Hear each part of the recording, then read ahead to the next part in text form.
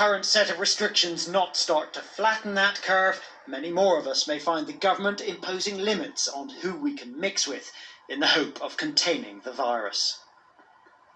So, Carl, thousands more cases we've seen today. How easy would it be for the government to bring in further measures? Well, currently the government has quite a lot of power to bring in restrictions, but on Wednesday, Parliament has to vote to renew those powers. And there is a growing number of Conservative MPs who believe that the government has too much power in this regard, and that if they want to bring in new restrictions, then those should be debated and voted on in Parliament. Now, if there are enough Conservative rebels, and tonight the Observer newspaper believes there are more than enough, and all the opposition parties are willing to vote with them, then they could overturn the government's power in that regard to just impose restrictions and make them come to Parliament, which would somewhat complicate Boris Johnson's life. OK, Carl, thank you very much.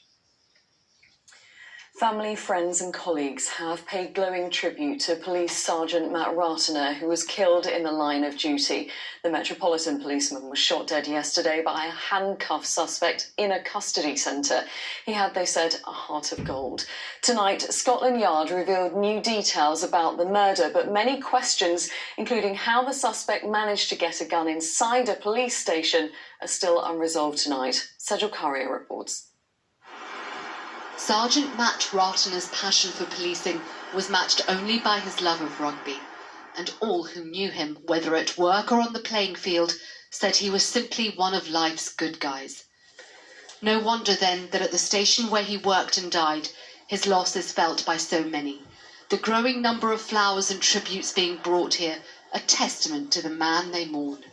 He had the ability to win the hearts of his teams and of the general public, and not every cop is like that. A real sad loss to policing in general.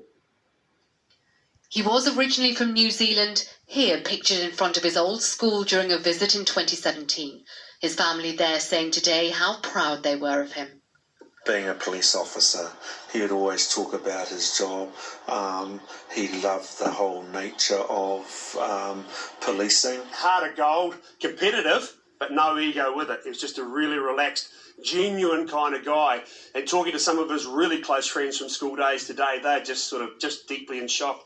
Sergeant Ratner was killed while on duty at this custody centre in Croydon, South London. He was shot 5 times by a handcuffed suspect who was being checked in after being arrested for drugs offences and for possession of ammunition. It's thought he then turned the gun on himself. More details have now emerged about the man suspected of shooting Sergeant Ratner dead.